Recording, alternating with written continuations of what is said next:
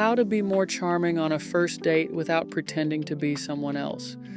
Have you ever met someone who just seems effortlessly charming? They're not necessarily the funniest person in the room. They aren't always the best looking. They don't have the perfect job.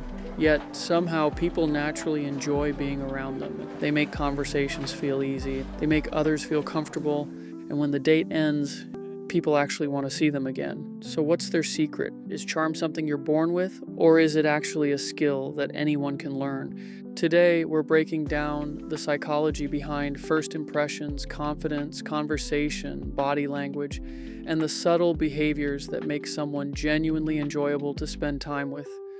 Because becoming more charming isn't about pretending to be someone else. It's about becoming the easiest version of yourself to connect with. The first few seconds of a date matter far more than most people realize.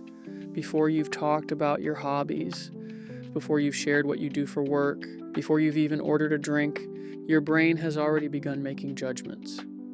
Psychologists call this the thin slicing effect. Humans are remarkably good at forming first impressions using only a few seconds of information in your posture, your facial expression, your walking speed, your voice, like even how relaxed you appear. None of these alone determine whether someone likes you, but together, they create an emotional first impression that can last much longer than people expect. That's why the goal isn't to impress someone, it's to help them feel comfortable around you. One of the biggest mistakes people make on first dates is trying too hard to be interesting, and they rehearse stories, and they list accomplishments. They worry about sounding impressive, ironically. This often has the opposite effect. Why? Because most people aren't asking themselves, is this person impressive? They're asking, how do I feel when I'm around this person? People remember emotions far longer than facts. So you might forget someone's favorite movie. You'll remember if they made you laugh. You'll remember if you felt relaxed. You'll remember if conversation flowed naturally. That's what charm really is. Making people enjoy being themselves around you. One surprisingly powerful habit is curiosity, not interrogation, curiosity. There's a huge difference. Interrogation feels like a job interview. Curiosity feels like discovery. Instead of asking rapid-fire questions, ask fewer questions and explore the answers more deeply. If she says she recently started rock climbing, don't immediately jump to another topic. Ask what got her into it and what surprised her most. Whether she's ever had a scary moment. The best conversations don't cover dozens of subjects. They explore a few subjects well. Another overlooked skill is listening to understand instead of listening to respond. Most people spend conversations preparing what they'll say next. Charming people don't. They're fully present. They react naturally. They ask thoughtful follow-up questions. And because of that, people feel heard. One of the greatest compliments someone can give after a date isn't, he's hilarious. It's, he actually listened. Let's talk about eye contact. Too little, and you seem distracted. Too much, and it feels uncomfortable. The sweet spot is surprisingly simple. Maintain comfortable eye contact while listening.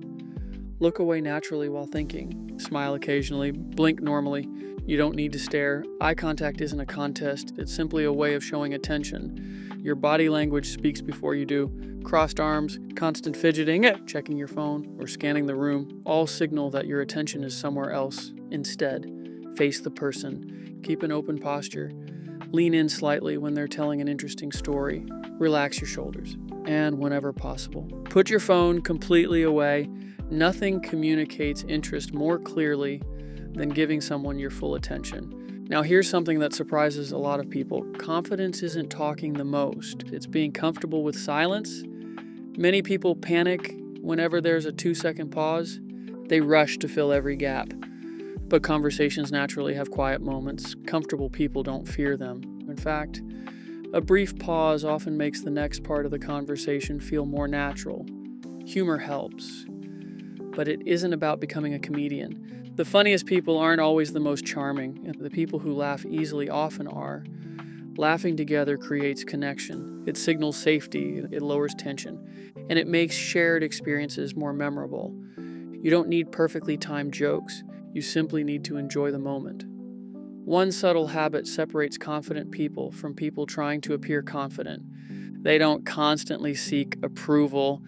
They aren't fishing for compliments. They don't apologize for everything. Instead of saying, "I'm probably boring you," they continue the conversation. Instead of saying, "I'm terrible at telling stories," they simply tell the story. Confidence often comes from removing unnecessary self-criticism.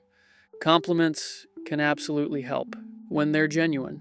Many people focus only on appearance, but compliments about personality, effort, taste, or passion often feel more meaningful. Instead of, "You have beautiful eyes," try, "I like how excited you get when you talk about your work," or "You have a great sense of humor."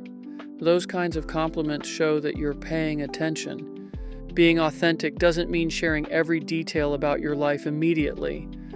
Good conversations happen in layers. You reveal a little, they reveal a little, and trust builds gradually. Mystery isn't about hiding who you are. It's about allowing someone to discover you naturally over time.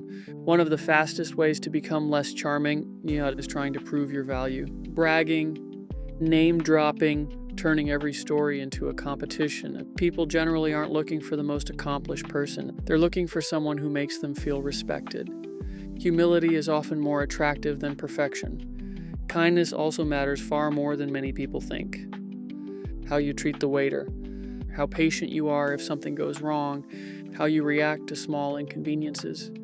These moments reveal character far more clearly than rehearsed conversation ever could. People notice, even when you think they don't.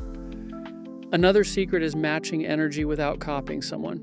If they're calm, you don't need to act overly energetic. If they're excited, don't respond with complete indifference. This natural adjustment is called social mirroring. Done subtly, it helps conversations feel more comfortable because people tend to connect with others whose communication style feels familiar. One mistake many people make is treating the date like a test. They worry too. Do they like me? A healthier question is, do we enjoy each other's company? That shift changes everything. Instead of performing, you're exploring compatibility. That mindset naturally reduces anxiety. Rejection also becomes much easier to handle. Not every first date turns into a relationship, and that's okay. Sometimes two perfectly good people simply aren't the right match. Charm isn't convincing someone to like you. It's showing your genuine personality clearly enough for the right people to appreciate it. Finally, remember why first dates exist. They're not interviews, they're not auditions, they're conversations between two people, seeing whether they enjoy spending time together. The goal isn't perfection, it's connection. The people remembered as charming usually aren't the loudest, the richest, or the most attractive. They're the ones who make others feel comfortable, respected, heard, and appreciated. And the best part, every one of those qualities can be practiced. So the next time you go on a first date, don't focus on saying the perfect thing. Focus on creating an enjoyable experience. Because long after someone forgets exactly what you talked about, they'll remember how you made them feel. If you enjoyed this psychology breakdown, be sure to subscribe for more videos exploring human behavior, confidence, communication, and the science behind everyday life. Thanks for watching, and I'll see you in the next video.